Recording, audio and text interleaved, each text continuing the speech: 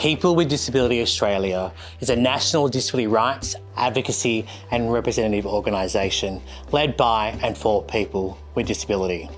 Our members, our board of directors and many of our staff are people with disability. People with disability and our representative organisations fought long and hard for a Disability Royal Commission. We fought for a chance to be heard and to shine a light onto the systems which have failed to uphold our rights to live free of violence, abuse, neglect and exploitation. We told our stories and now it's time for change.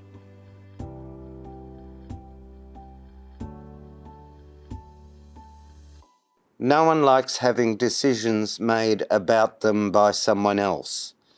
Some people with disability need support to make decisions. We have a right to get that support to make decisions that affect us. So decisions aren't imposed on us or made about us without us. We believe that models of supported decision-making must replace substitute decision-making models like guardianship and financial management. Supported decision-making is when you make a decision with help from a friend or family member or a formal support person like an advocate or disability support worker. A supporter helps the decision maker find and understand important information, figure out what options they can choose between, and weigh up the pros and cons. by signing the United Nations Convention on the Rights of Persons with Disabilities, known as the CRPD. Australia has promised to uphold our right to make our own choices. Article 12 of the CRPD says the government must ensure access to the support we need to exercise our legal capacity, because we have the same right as anybody else to make medical decisions, get married, or write a will, even if we need some help to do it. But many people with disability don't even know this is an option.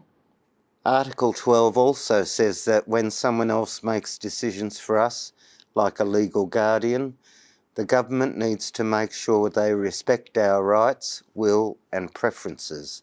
They have no conflict of interest and stop as soon as possible. The reality in Australia is very different. Far from making decisions for people who can't do so on their own, in my experience as an advocate, guardianship and financial management orders are often used to ignore and contradict very clear decisions people with disability have made. Public guardian caseloads are so high they can't develop the kind of personal relationship that would let them understand the effect their decisions have on the lives of people they're supposed to be protecting. We've seen all kinds of service providers using guardianship orders to control someone's movements and where they live.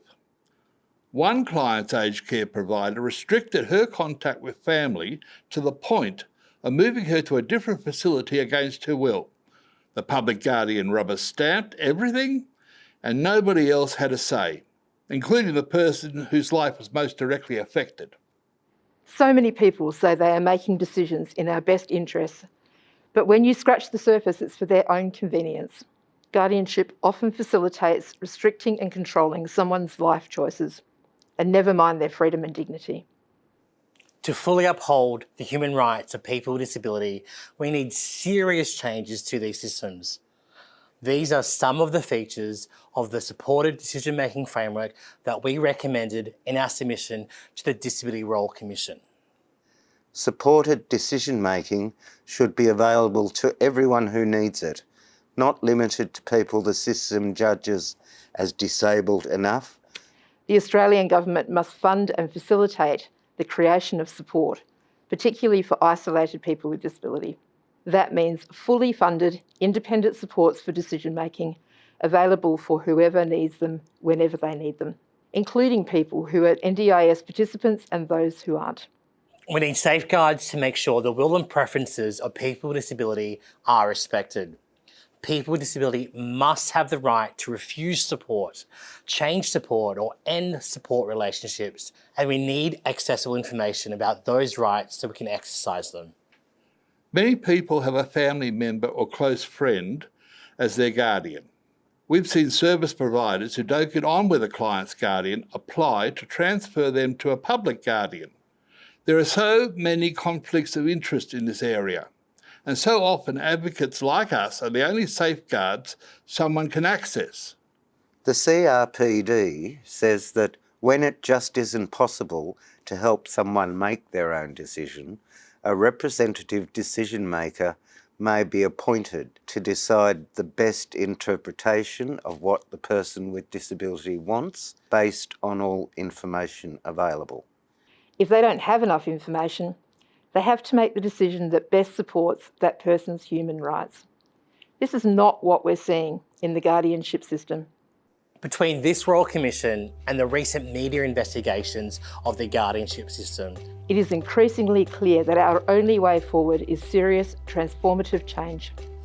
We urge the government to respond to the Disability Royal Commission's final report with a strong commitment to supported decision making so all Australians can exercise our human rights to make choices about our lives.